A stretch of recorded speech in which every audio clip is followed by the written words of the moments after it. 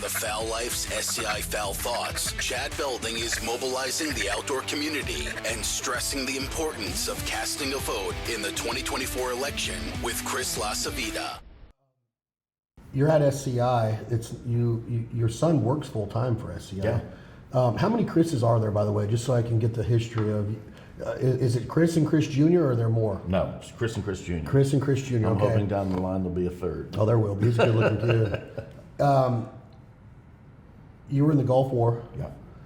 Purple Heart recipient. Yeah. Wounded. Right. Wounded battle veteran. Right. Thank you for your service. Oh, thank you. Appreciate it. What year was that? Was that 91, 92? Yeah, a long time ago. It was a long time ago. Sometimes it feels like yesterday, but yeah, it was 1991. You were a Marine? In the Marine Corps, it was February 25th, 1991, which was actually my mother's birthday. Really? Yeah. She didn't want to get that call on her No, birthday. she still gives me a hard time about it. Were you on a mission? Well, I was with the 1st Marines in the Albeguan oil field, with a Marine artillery unit, and our artillery unit, for whatever reason, ended up as one of the most forward elements of the entire 1st Marine Division on the second day of the ground war, and we were setting up in a position and rolling into an oil field that was occupied by some not so friendly people. And there's a lot of things, written about that, the first Gulf War. All these, it was always the Iraqi surrendering. There wasn't really a whole lot they would talk about that was going on. But in this particular instance, in this particular day, there was a lot going on. And so we ran head on into Iraqi armor, BMPs. Our artillery unit was like shooting at bad guys at point blank range, and with cannons artillery pieces, howitzers that are meant to shoot at 15, miles. Yeah. You're dinging them at, you're taking shots at, 300-400 yards. It makes for an interesting experience. But I took shrapnel from it was actually we later found out it was the Iraqis had received over the previous years, a lot of different equipment from other countries, and it was a French-made armored car with a 90mm gun that literally fired around, and it went off at my feet. So the fact that I'm standing here is a bit of a miracle in and of itself. But I was just splayed up with shrapnel, But anyway, I fared better than they did. Yep. Well, thank you for your service. Nowadays, and I want to get into because I truly appreciate your time today because I know how busy you are here. But no, it's great. You kidding? You're Donald Trump, President Donald Trump's campaign manager. Right. So there's, I'm the co-campaign manager, Susie Wiles and I. We both manage the campaign. We've been working together for about a year. It's a massive enterprise, right? It's a nearly $1 billion company that you got to form and create. And but yeah, I've been in politics for 32 years. But Susie and I run the campaign. Yeah. How does it come about that you're running Donald Trump's campaign? Were you part of his 2020 run, or 2016 run? In 2016, I was a senior consultant at the RNC, and I did a lot of things at the RNC, at the convention floor and stuff like that. I've been running political campaigns and as a consultant and writing TV ads and things like that for 3.5 decades. I mean, so I've been doing it for senators, congressmen, governors all over the country. So, and I've run political committees on a national level, super PACs. 2004, I ran an operation called Swift Boat Veterans for Truth, which was a really large independent expenditure effort that was aimed at John Kerry, and it was very successful. So been very involved on different kinds of things, but specifically with President Trump.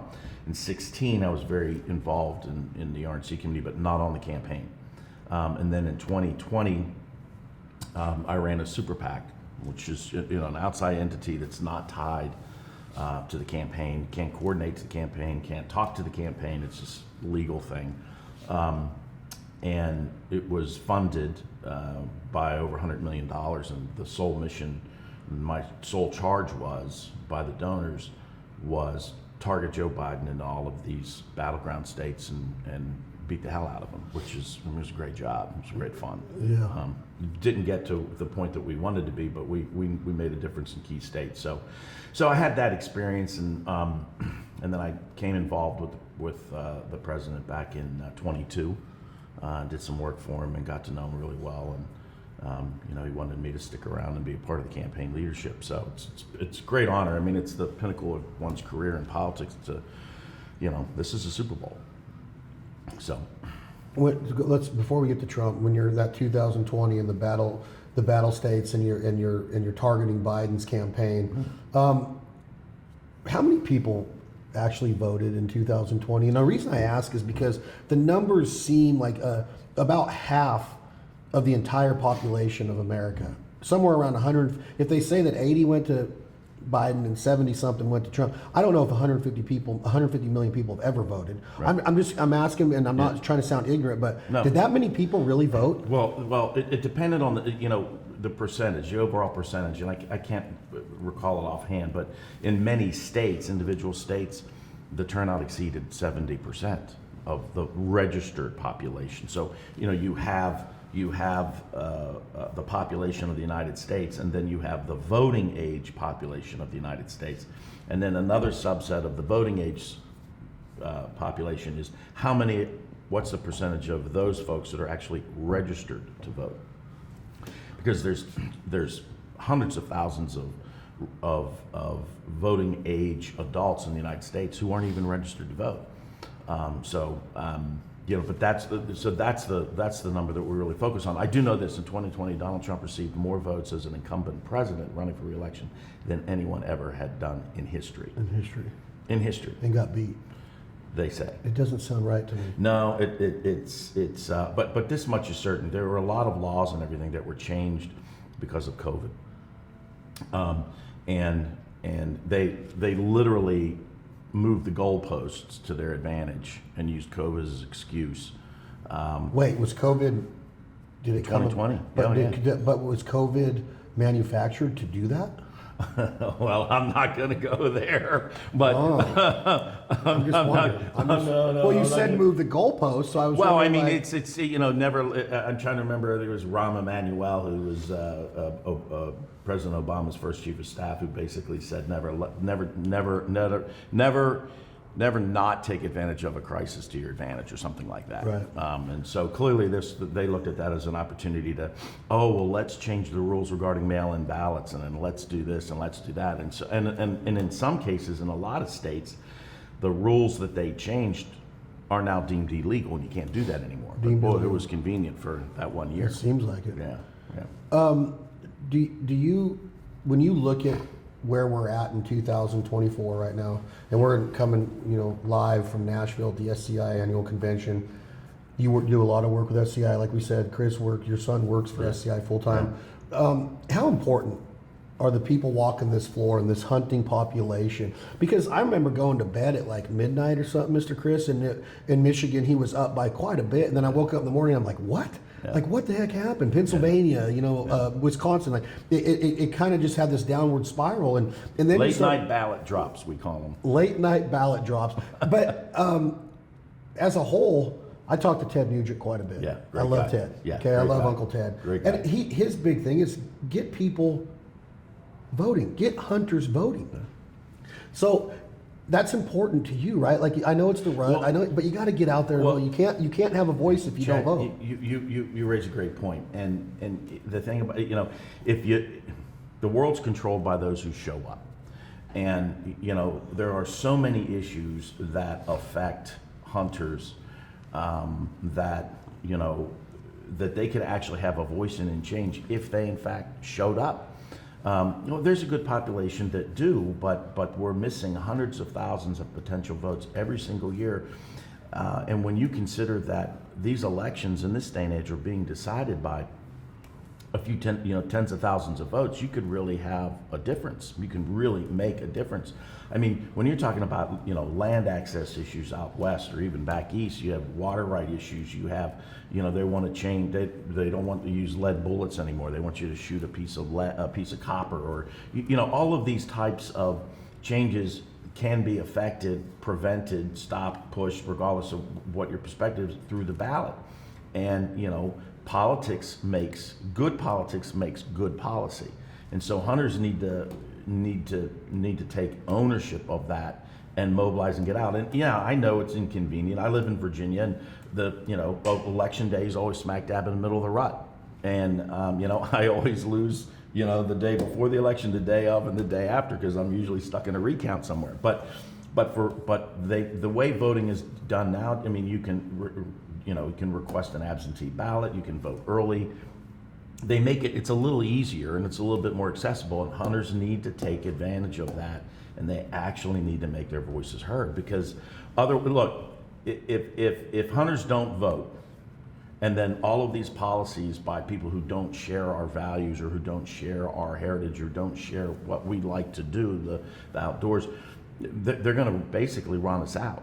And if you don't vote, then you've got no real reason to bitch about it. Yeah, there's if you a lot didn't of show up. That's the way it is. And if you don't think it's happening, look again, because the bear ban in California, the cougar ban, the lead bullets, the sin tax, 11%. They tried to outlaw, any kid under 18 not being able to be shown with a gun, or they tried to stop youth hunting days, and it's happening.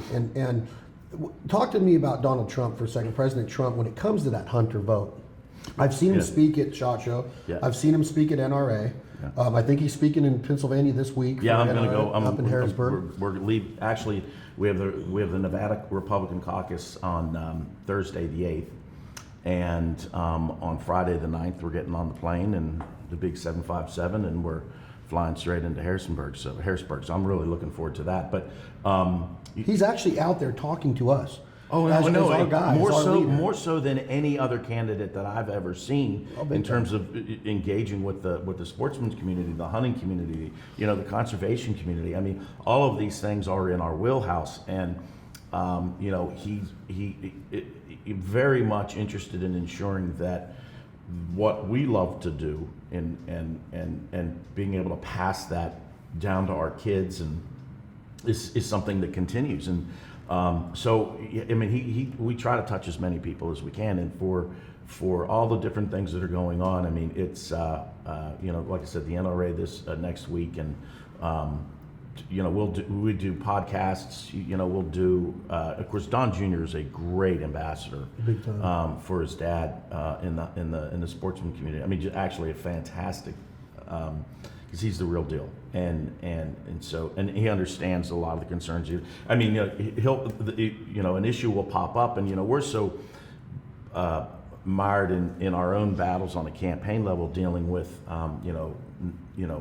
international stuff and taxes and inflation and all these other things. And then Don's like always on top. It's like having your own policy expert on issues that hunters care about, because he'll fire off something to us and say, look, you guys know about this. Of course, I really understand some of this stuff, and I'll be like, whoa, they want to do X, Y, and Z. And so it gives us, I think, an added advantage in understanding, because frankly, in the business of politics, at least on the Republican side, there are quite a few of us who prefer a duck blind, right? Or a tree stand, and to as our main method of stress reduction. So it's near and dear to us as well. But it's frustrating because I'll run into guys at my hunt club in Virginia, and I'll walk in a week before the election, because usually the Saturday before the election, that's like right at the pre-rut, and I'll try to get up and spend a day or two in the woods. But I tell the guys, are you voting? And I'm like, man, it doesn't make sense. You got to get your ass back to, and make sure you vote. So it's a simple thing. It's not, you put your hand over your heart and take the Pledge of Allegiance and sing the Star Spangled Banner. You got to do the same thing and vote. When you think about the campaign right now and your approach and your strategy to it, for lack of better words, I'm going to use the word threat. Why are people so threatened by Donald Trump? Why has it become to where he is like just looked at as a bad person? Like, I look at the man and I'm like, he doesn't drink, he doesn't party, He's built an empire. I get it that he had an inheritance, maybe. I don't know the whole history of it. But the man is a CEO mentality that is a leader that has built an empire. Right. An empire. Right. Does that threaten him? Is it because he's not a lifelong politician? Is it because he's not afraid to call people out? What is going on with that whole I guess, you know, that threat that he's become to people? Because I hear people, he just needs to stay off Twitter. He just needs to keep his mouth shut. You hear this a lot out in just common America, right? Right. What is wrong with raising the eyebrows of people and saying the things that he said? Like, how has that gone about to where he's become such a threat to the left side, the celebrities that just keep pouncing on him? Do you know what I mean? Yeah. Well, first and foremost, he built an enormously successful business, and you know, for years, and this is relevant because it was just in the news. For years, when he was running for president and was president, you know, there was this big. Everybody was saying, we want to see your taxes. We want to see your taxes. Blah blah blah blah blah. And there's got to be something in your taxes. And then some dude that worked for the IRS as a contractor leaked his taxes to the New York Times, and they had like 11 or 12 years of Donald Trump's taxes, which probably could have filled up half of this damn room. Yeah. You haven't heard anything about it. Not a word. You know why? They 'Cause went they through. were There was legit. nothing there. There was nothing there, and so it's just amazing. And to give you another example, you know, you hear this. People hear this talk about the deep state, right? You hear the word the deep. Okay, what does that mean, right? Well, there's literally, and it's not some grand conspiracy, but you know, Donald Trump presents a threat to the old way of doing things, which was, you know, you've got this establishment, if you will, that exists in Washington, more commonly known as the swamp, where it's the last thing on people's mind, in large part, is not America first. It's you know, it seems to be everybody else's agenda. And Donald Trump represented, and still does, a direct threat to that line of thinking, because his entire focus is, look, we got to put, when he says make America great again, right? Put America first. He's talking about putting the American people first. And the lens of his approach to doing anything is all built around that and that alone. That's the lens that he views all of this through. How is this going to impact, you know, the average Joe? How is this going to impact American business? How is this going to impact, you know? And you know, I was asked when I was in Iowa last month, I was asked by a bunch of reporters, you know, that so and so with the World Bank and you know, in Europe, they were really concerned about. And I was like, who gives a crap about? You can say whatever you want. about what Europe thinks. They're the last group of people that we're even thinking about in the context of a campaign in the United States. And so, but it's a genuine approach that some people in Washington view as you know, upsetting the way they've always wanted to do things. I mean, the State Department has their way of doing things. Well, it's not necessarily. I mean, they told Donald Trump, no American leader has ever met with Kim Jong-un in North Korea. You can't do that. That's unheard of. What's he do? He goes to North Korea, stands at the DMZ, and then puts his foot over and steps to North Korea and shakes the hand of Kim Jong-un, who's a crazy dictator. But you know, no one messed with the United States when he was president. If you think about it, you know, if you think about it from a foreign policy standpoint, that has a direct impact with us right now, with what's going on in Ukraine. But when, you know, President Bush was president, you know, the Russians invaded Georgia, the country of Georgia. And then when Obama was president, they invaded Crimea, which is part of the Ukraine.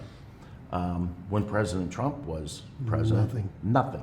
And then Joe Biden, then the Russians move, you know, right on in, and now we have what we have going on there. And so that in and of itself tells you, or should convey a message. And so, you know, it's a different style, a different approach that, as I said, you know, there's just people in DC that aren't used to it. And they, you know, oh, we've always done things this way, and here's the book. And, you know, Donald Trump represents a decision maker.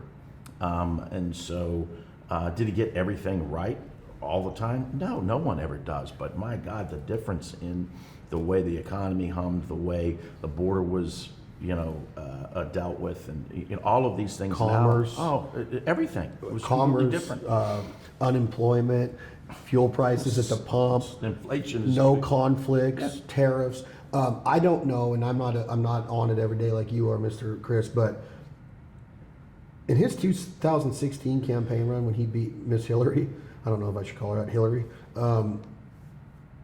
I don't know if he swayed away from anything that he promised us in the campaign. No, I think he got most of it done. hasn't changed anything, and that's the other thing is consistency in politics. If you're someone seeking and being and serving in public office, remaining consistent with what you've said, I think was a key attribute, and it's something that will define your success if you decide to do anything in the body politic in the future. And it's part of the reason why Donald Trump is just crushing right now in the Republican primary. I mean, we have all these people that have spent hundreds of millions of dollars trying to be the new Donald Trump, and it just does. I mean, why pick new Coke when you have the original, right?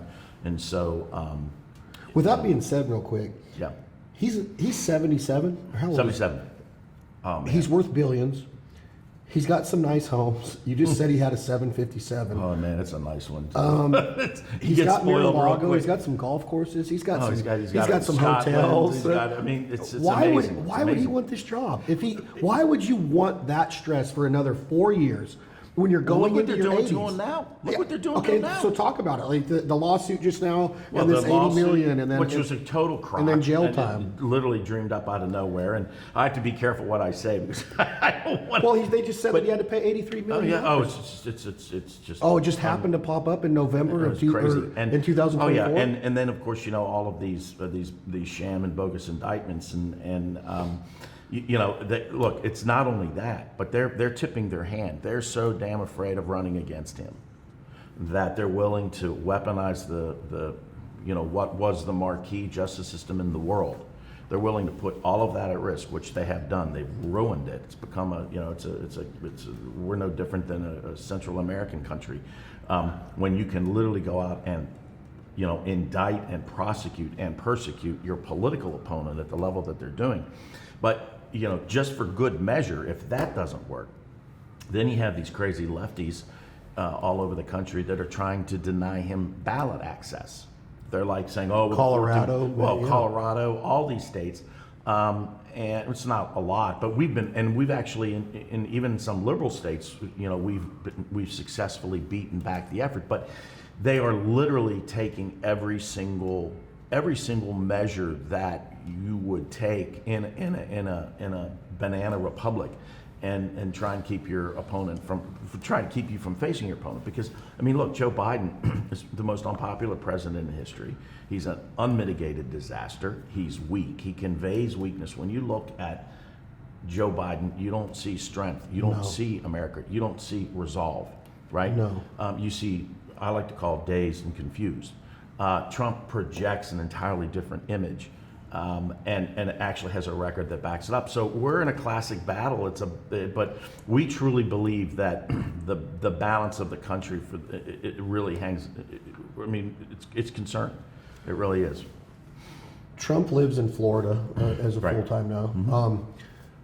Ron DeSantis is the governor of Florida. Right. There was some talk, I don't know the whole history of the relationship, but at one point Donald Trump did speak highly of his campaign and that he was going to help him get the job, endorsed him, and then they went to war a little bit. They fought a little bit during this presidency or this campaigning, but now he's dropped out. Just a little bit. Just a little bit, but he's dropped out and he endorsed President Trump 2 weeks ago. Yeah. Nikki Haley's still in there. We've had Iowa, we've had New Hampshire. What happened in New Hampshire? Was it good for Trump, or are the haters again saying, well, he didn't beat her by enough, he didn't get enough of the common vote, or what happened there in a nutshell, and was it positive for the president? Well, first off, in Iowa, that's what we call in the Marine Corps, good old fashioned ass whooping. Yeah. And no one had ever won by a margin like that. Since they've been having caucuses, which has been a long time. So it was history making. And he was the first candidate in a multi-candidate race to get over 50%. And then we went into New Hampshire, and New Hampshire it's a little different in the sense that it's a primary. And as long as you're, not a registered Democrat, you can actually vote in a Republican primary. So if you're an independent who votes Democrat but not as a registered, every state has different rules, but you can vote. And so Nikki's entire campaign was built around bringing in these unaffiliated voters, these voters who aren't necessarily Republicans, and maybe not even Democrats. They just are in the middle, and some of them are Democrats. Long story short, it was a record-breaking turnout. Trump won by 11 points, and he received more raw votes, so more votes than any candidate for history in that state. So it was fantastic. And what was funny, we won all the major demographic groups. Donald Trump won amongst men. He won amongst women. Nikki was making the fact that she was a woman a big part of her campaign in New Hampshire. Made no sense. Won overwhelmingly Republican. So no, we came out of there with a lot of wind in the sails, and then now we're going into Nevada, which is next week, the 8th. Sisolak's gone, Lombardo's in there as governor. We switched our parties for the governor, but our Senate still stayed the same. It was really weird to me during our election last year. Yeah. My good friend Joey Gilbert was running against Lombardo. Joey's a dear friend of mine, but I live in Reno, Nevada. I know that Vegas is the big city there, but what's going to happen in Nevada? What's Trump look like out there right now? Well, then, actually, what's interesting is there's and this is part of an effort that we're really in the middle of right now. There are two quote unquote elections. One is on February 6th. That is a primary that the state runs, okay? And they mail, like they do in Nevada, ballots to everybody. Just if you're a registered voter, you're getting a ballot. You open up that and you look on it, and Donald Trump's name is not on there. He's not on there. I've gotten 30 phone calls from friends. Well, here's the reason. The reason is because the battle in the Republican nomination is all about delegates, right? You scoring enough delegates. The parties, the Republican Party, the Democrat Party, they control the method to award those delegates, right? So the Republican Party in Nevada decided they were going to have a caucus, which is a smaller event that's by county, and it's controlled by the Republicans, not the state. Controlled by Republicans. So you come in during a set time, you vote, you leave. Then the Republicans count the ballots, and then they award it. So the party made a set of rules, said if you're going to compete in the primary as a candidate, you're not going to be on the ballot for the delegates in the caucus. They just drew a line in the sand, told the state, because the state changed everything, and they were trying to dictate to the parties how they're supposed to do things. Andy McDonald is the chairman of the Republican Party in Nevada and a great ally and friend, just said, to hell with you, we're going to do it our way. So the state continued to have their primary. They sent out the ballots. Nikki Haley decided, just completely mind-boggling, to forego the caucus and the delegates. Now remember, to win the Republican nominations, you have to amass delegates. She decided just to go with the primary. So it's meaningless. So you have a list of votes, a list of some people that are still on the ballot. You have Mike Pence is still on the ballot there. You have Tim Scott. He dropped out months ago. And a couple other names that people just put their name on there. And then there's, of course, none of the above. Yep. And then there's Nikki Haley. We're not engaged in any effort to drive people to vote a certain way. If they decide to cast a ballot, you can vote in the primary. If you got your ballot, you can vote for none of the above, mail it in, or show up on election day and turn it in. But then you can also go to the caucus 2 days later and vote for Donald Trump, because it's going to be Donald Trump and some guy who, honestly, I can't even remember his name. Yeah. So Ryan Binkley. And so, and we're going to win that overwhelmingly. So we're in a really good position. And his support amongst Republicans in Nevada is through the roof. And quite frankly, it's very important for us because we want to win. We have to win Nevada in the general election. Yes. It's a swing state. And so, which you did not in 2020. Which we did not in 20, and but our goal is to do it this time. So everything that we're engaged in and doing now in Nevada is going to help us greatly in the general election.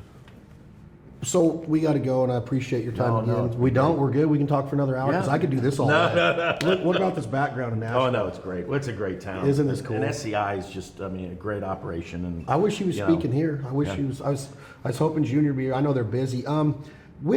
When is exact Super Tuesday? When is the exact March date? 4th. March 4th. She's quoted as saying she's staying in until Super Tuesday. Why?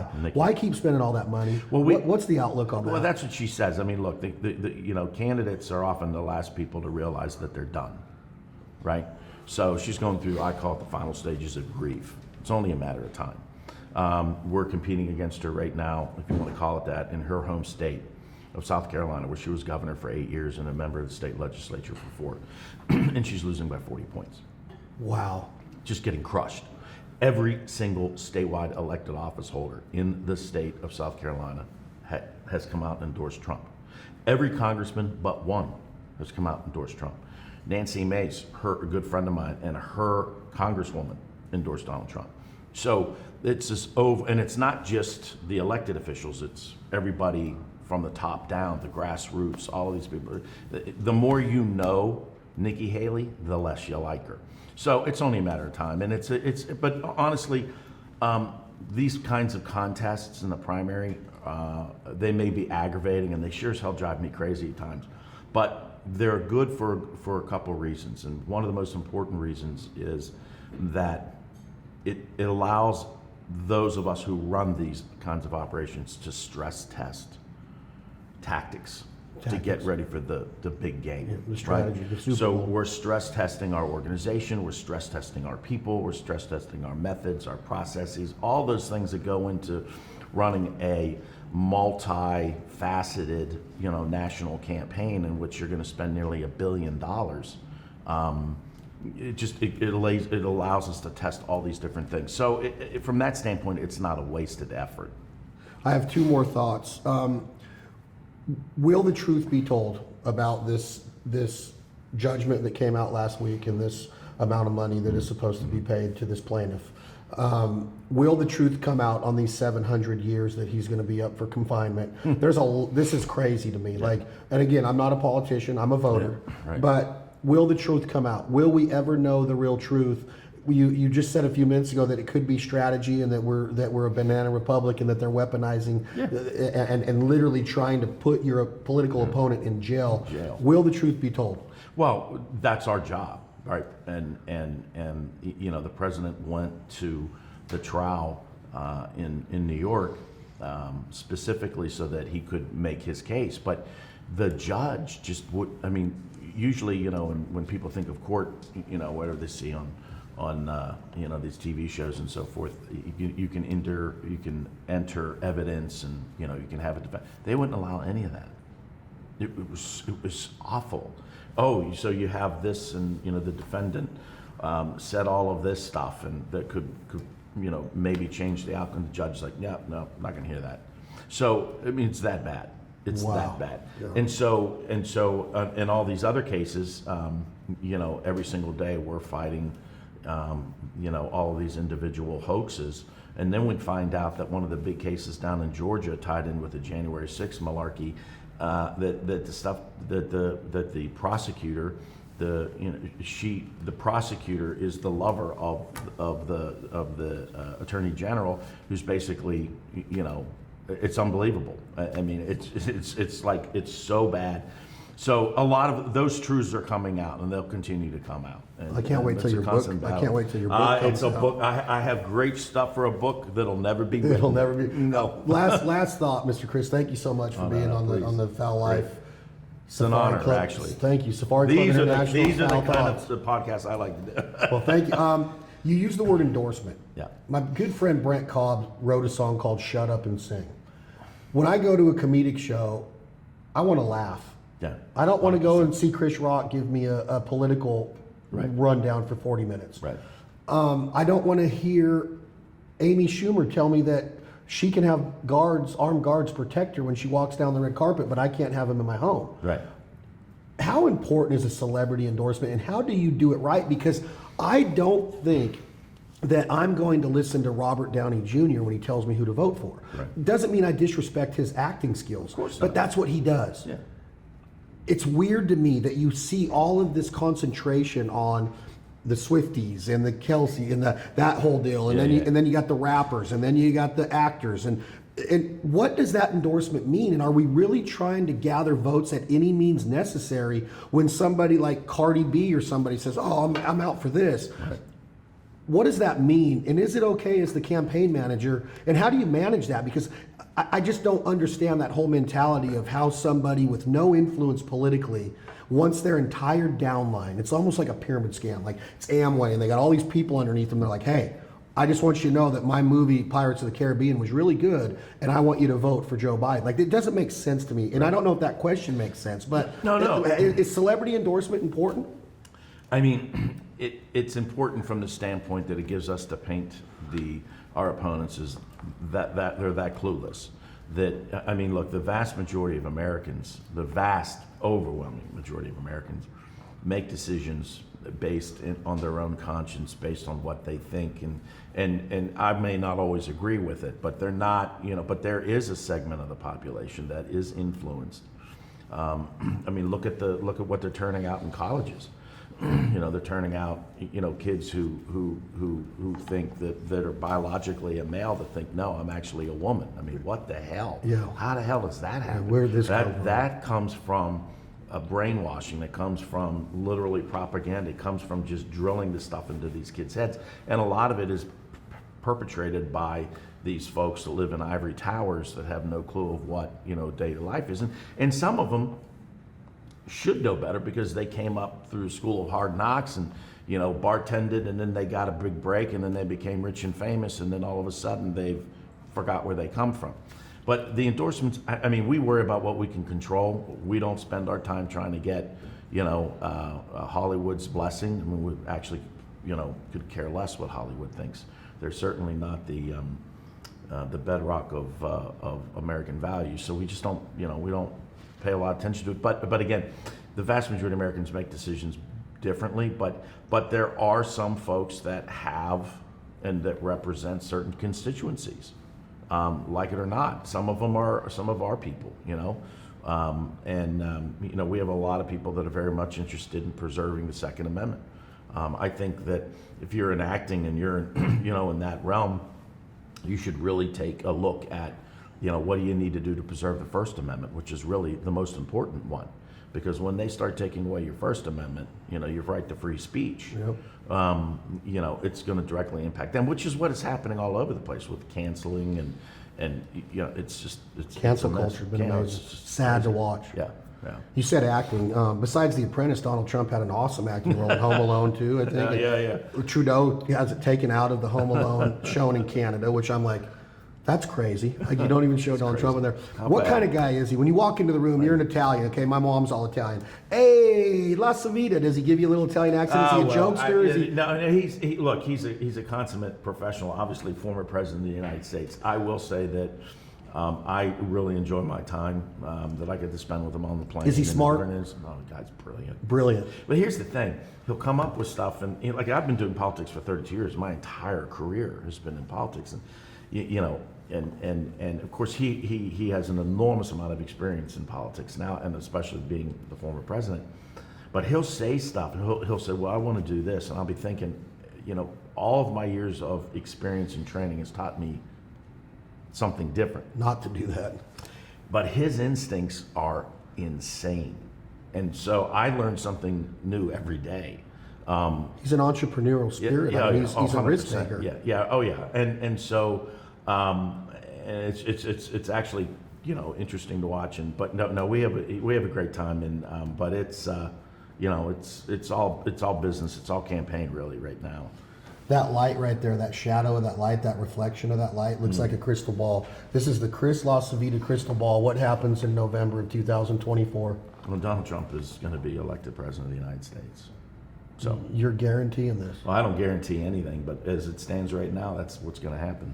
You the man. Thank you for your service. Thank you for everything you do for SCI, for Hunters' Rights. And I love your son. He's a stud. And thank you. I was honored to meet you. Yeah, no, likewise. Thanks for having me. Heck yeah, Safari Club International's Foul Thoughts right here at the Foul Eye Podcast. I've been wanting to have you on, and when I got to meet you last night, my girlfriend Anna, she's freaking out. Like you're like a celebrity. Like I'm definitely not. She woke up today, just I can't believe he's coming on. She's been texting thrilled. me, babe. I'm so happy. This is great. You guys run a great show, and I'm just honored to be here. So well, I'm honored to have you on. Thank you, my man. Chad, thanks, bud. Appreciate you. Yeah.